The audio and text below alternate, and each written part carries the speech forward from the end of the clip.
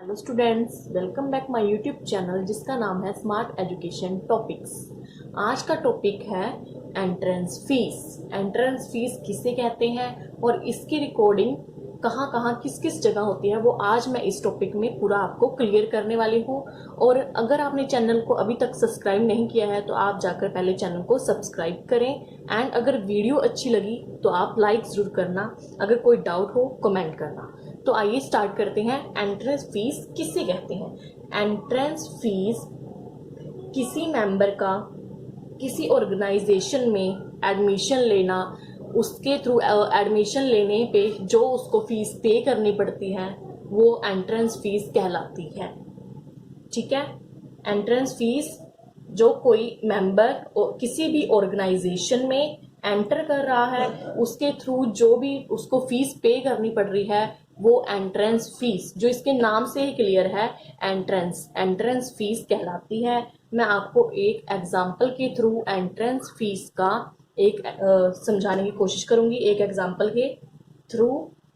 तो एग्जांपल है, मान लो कोई स्कूल है या कॉलेज है, स्कूल या कॉलेज ऑर्गेनाइजेशन है, जो ये सभी एनपीओ के अंदर आते हैं।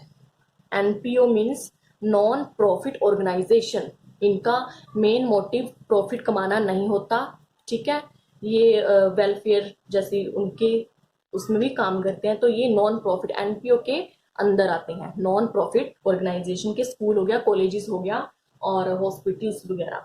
ठीक है, तो इसमें अगर कोई मेंबर एंटर कर रहा है, ठीक है, एडमिशन ले रहा है, तो आपको एक प्रोस्पेक्टस देते हैं। जैसे प्रोस्पेक्टस आपको प्रोवाइड किया जाएगा और आपको उस प्रोस्पेक्टस की फीस रिसिप्ट मिलेगी, आपको उसकी फीस आपको पे करनी पड़ेगी, तो वो एंट्रेंस फीस के अंदर आएगी। ठीक है, तो जो ऑर्गेनाइजेशन की है वो तो इनकम होगी, मतलब उसको पे करनी पड़ रही है मेंबर के थ्रू, तो वो उसकी कैपिटल होगी या रिवेन्यू।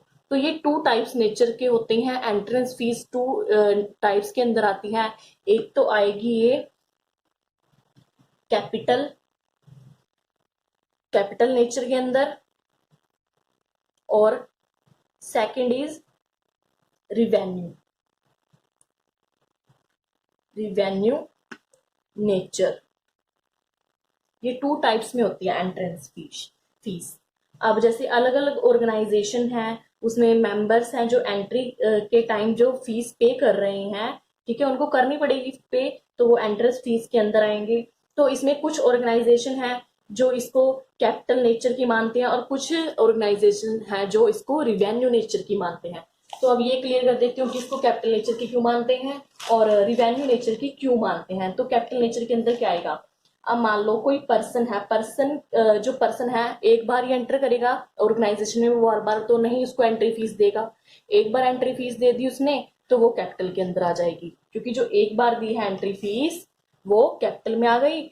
और अगर हम ऑर्गेनाइजेशन के उसके व्यू से देखें तो ऑर्गेनाइजेशन, कुछ ऑर्गेनाइजेशनों में जैसे रोज कोई ना कोई मेंबर है एंटर कर रहा है, तो वो उसकी रोज उसकी इनकम आ रही है, तो वो रिवेन्यू के अंदर जाएगी। रिवेन्यू नेचर मैंने अपनी पिछली वीडियो में समझा रखा है कि किसे कहते हैं, आप जाकर पहले उनको चेक करना, तभी आपको रिवेन्यू और कैपिटल का समझ में आएगा। तो अब वो रिवेन्यू की नेचर के अंदर आएगी। ठीक है, ये टू टाइप्स हैं। और उसके बाद इसकी रिकॉर्डिंग हम कहाँ कहाँ करेंगे? रिकॉर्डिंग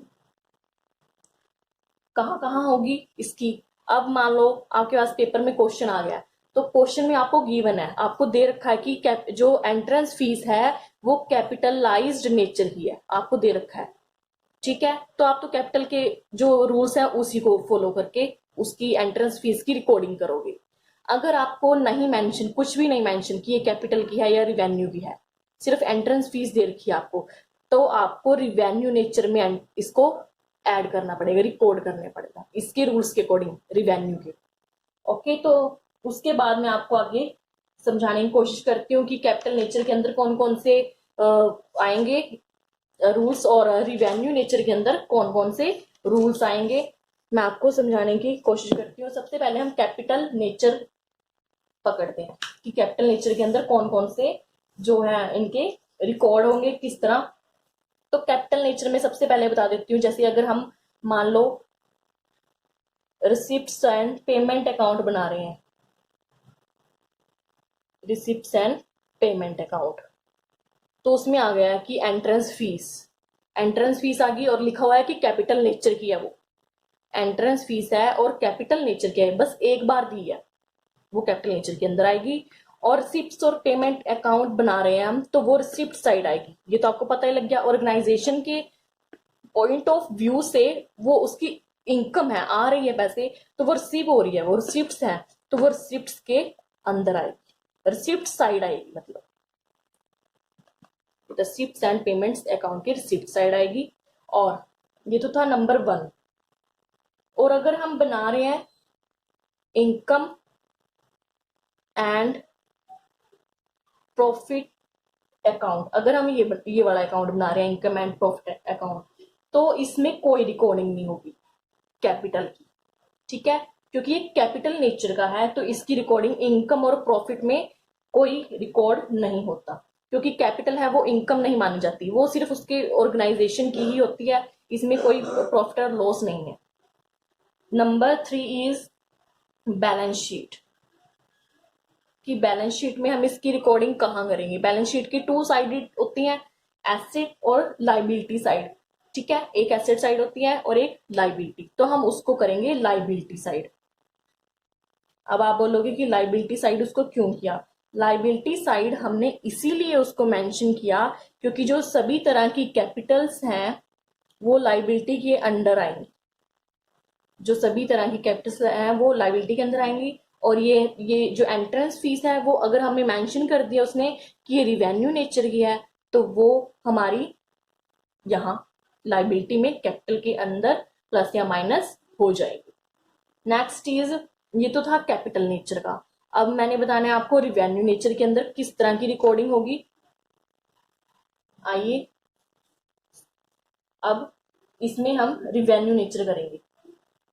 रिवेन्यू नेचर, अगर आपको क्वेश्चन में कुछ भी मेंशन नहीं है, सिर्फ दे रखा है कि एंट्रेंस फीस, तो आप कुछ नहीं करोगे, सिर्फ रिवेन्यू नेचर के रूल्स को फॉलो करोगे और उसकी रिकॉर्डिंग कर दोगे। अब मान लो आपको बनाना है रिसिप्ट्स एंड पेमेंट अकाउंट, तो उसमें आ गया कि एंट्रेंस फीस है, तो वो तो होगी रिसिप्ट साइड ही होगी, क्योंकि हम रिसीव ही कर रहे हैं, अगर चाहे कैपिटल नेचर हो चाहे रिवेन्यू, तो वो रिसीव साइड भी आएगी क्योंकि वो रिसीव कर रहा है ऑर्गेनाइजेशन, ठीक है। ये तो था नंबर 1 एंड नंबर 2। नंबर 2 है इनकम एंड प्रॉफिट अकाउंट बना रहे हैं हम, उसमें एंट्रेंस फीस आ गई है, तो उसमें क्या हुआ, उसका इनकम ही हुई ना, मतलब आ रही है बार बार, तो वो इनकम साइड आ जाएगी, इनकम वाली साइड में कोड होगी। नंबर 3 इज बैलेंस शीट, कि बैलेंस शीट में किस साइड शो होगी, रिवेन्यू नेचर की, तो इसमें एक लाइबिलिटी साइड और एक एसेट साइड, तो इसमें जो रिवेन्यू नेचर की हमारी एंट्रेंस फीस होगी वो नहीं रिकॉर्ड होगी, एंट्रेंस फीस को हम बैलेंस शीट में नहीं रिकॉर्ड करेंगे, ठीक है, ये सिर्फ कैपिटलाइज्ड रिसीप्ट्स है, सिर्फ कैपिटल के अंडर ही इसको शो करेंगे, अदरवाइज रिवेन्यू नेचर में बैलेंस शीट में ये शो नहीं होगी, ठीक है गाइस। तो ये था हमारा कैपिटल और रिवेन्यू नेचर का रिकॉर्ड एंट्रेंस फीस का। आई होप आपको समझ में आ गया होगा कि रिवेन्यू नेचर और कैपिटल नेचर क्या है और एंट्रेंस फीस क्या है।